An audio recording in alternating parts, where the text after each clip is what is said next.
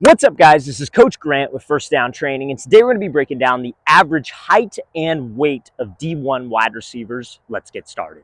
Now, before we get into this video, fellas, if you're a wide receiver and would like to train with us this offseason, we are going to be coming out to 15 different cities across the U.S. for 2-day-long QB and wide receiver training camps. So check out that very first link in the description below if you would like to train with us this year, fellas. We're coming out. I'll list all 15 states right now. We're coming out to San Francisco, California, Miami, Florida. Then we'll be coming out to Las Vegas, Nevada, Charlotte, North Carolina, Portland, Oregon, Dallas, Texas, Nashville, Tennessee, Chicago, Illinois, Buffalo, New York, Atlanta, Georgia. Then we'll be coming out to Houston, Texas. Then we'll be coming to Philadelphia, Pennsylvania, Detroit, Michigan, Boise, Idaho, and Los Angeles, California. So again, very first link in that description below if you guys would like to train with us. Let's get back to this video.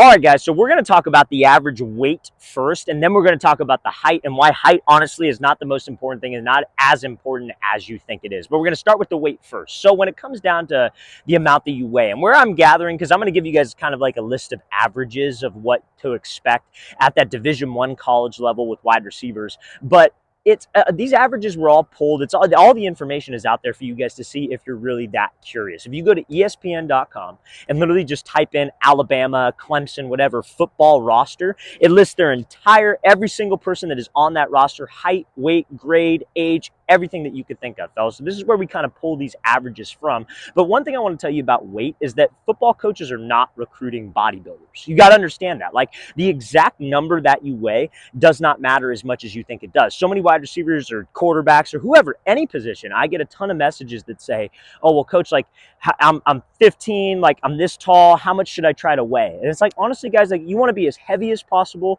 but remain as athletic as possible, with the exception of, obviously, offensive line, defensive line. But this video is for wide receivers, right? So at the receiver position, you guys want to have as low body fat percentage as you can, be as athletic as you can, but while being as heavy as possible. So I know that seems like, okay, well, that's kind of hard to do. And yeah, like, honestly, guys, like, if you're 170 pounds, but you were just jacked, you run like a 4.5 40, you're a great football player, nobody at the college level is going to care that you only weigh 170 pounds. Look at a guy like Travis Hunter. I think he was like 165 as a senior, right?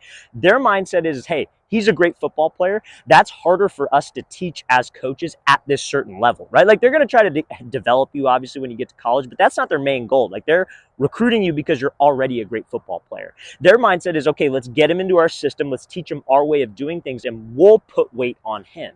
I remember when I got to college, I did not weigh a lot, but I had a super low body fat percentage, and I wasn't a big guy either. So, like, I was kind of like I looked like I was heavier than what I actually was. I think I was like 175 or something like that, but I was in good shape, low body fat percentage. I was athletic. But when I got to college, they're like, okay, we're going to try to put on 20 pounds on this guy because he has to be able to absorb those types of hits. That's why weight is so important for college athletes. So I remember they had me eating like crazy, working out like crazy. And not to mention, if you redshirt when you get to college, I didn't redshirt, but not to mention if you did, they're killing you, man. Like, I remember for meals, right? And this is the thing about being on scholarship, you get meals paid for. So, like, let's say, for example, you're eating breakfast. This is what they made me do. I'm not saying to do this because I don't actually know how healthy this was, but let's say you have like 4 eggs, 2 pieces of toast, and a banana.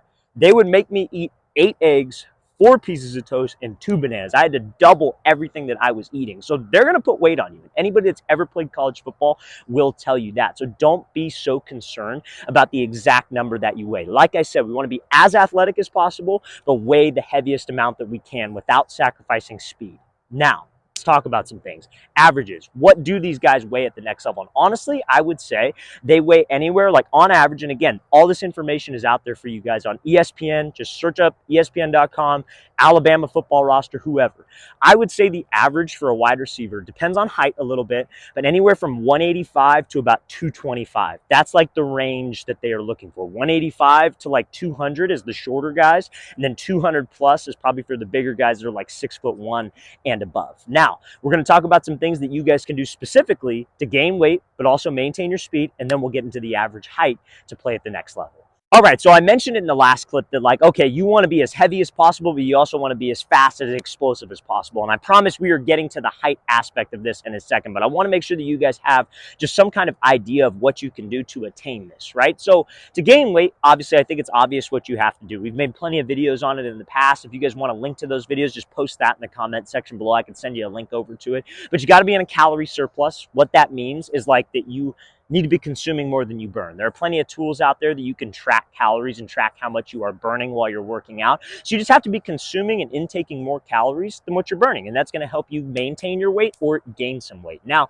in the gym, what I had a lot of success with was working in that like kind of 12 to 15 rep range. And then for my bigger lifts, like, like squat, bench, I would stay in that like 8 to 10 rep range. I felt like that was the best thing that worked for me. There are many other ways out there, many other workout plans that can work, but that was kind of the rep range that I stayed in. That's what I focused on in terms of my diet. And I was trying to consume 1 gram of protein per pound of body weight that I wanted to get to. So let's say when I was a junior in high school, I think I was 165. I wanted to get to 175, right? And I was able to get there in an off season.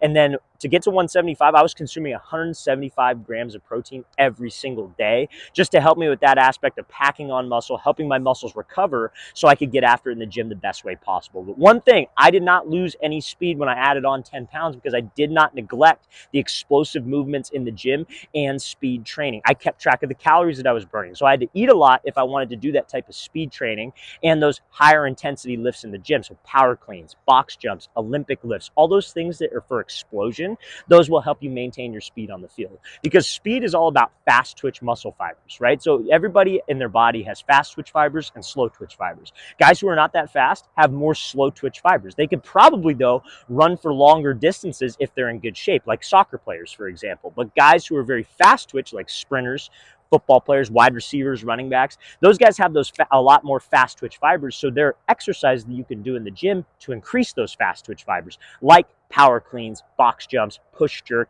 Olympic lifts, things of that nature. So you cannot neglect those in your workout schedule or in your workout plan that you are doing. And trust me, fellas, you will not lose speed.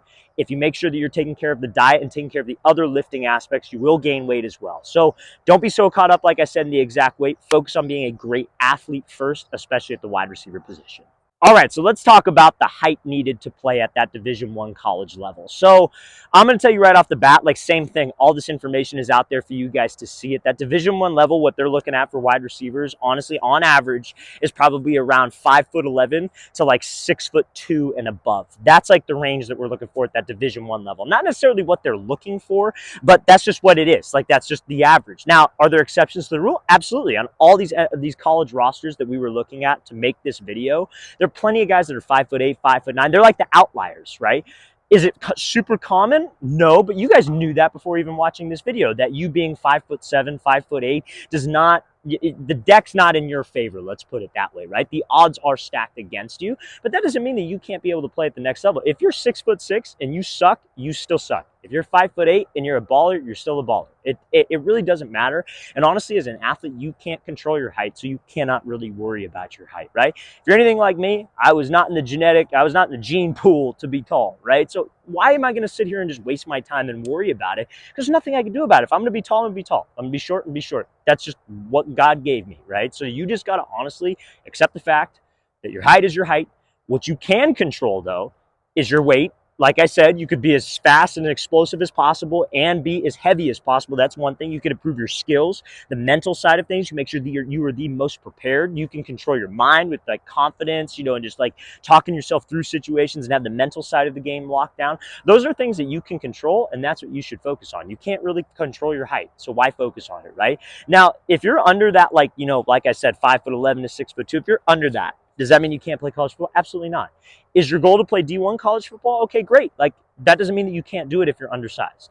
But if you're undersized, like, does that mean that you can't, like, get a full ride to go play at, like, a D2 school, D3, NAIA, you just want to get your school paid for? Like, it's absolutely possible. Like, 100% possible, because plenty of people have done it. If there are examples of it, it's definitely possible. So I'm not saying that, like, if you're, like, 5 foot flat, and you run like a 4'9" 40, like it's probably unlikely, right? But again, that's something you control. I feel everybody could get faster. I feel like everybody could improve their skills on the field. And if you're not doing those things and you're short, then you're stacking the odds even more against yourself. So make sure you're not worried about height. You're doing the things that you can control and you can take care of. All right, guys, I really want to thank you for watching. I really appreciate it. If you have any questions at all, don't hesitate to leave those in the comment section below. Always appreciate the feedback. It's always great to hear from you guys. And again, fellas, if you would like to come out and train with us in 15 different cities this off season, again, they're 2-day long training camps, 4 hours each day. So that's 8 hours total of work. Again, we're coming all the way from San Francisco, California,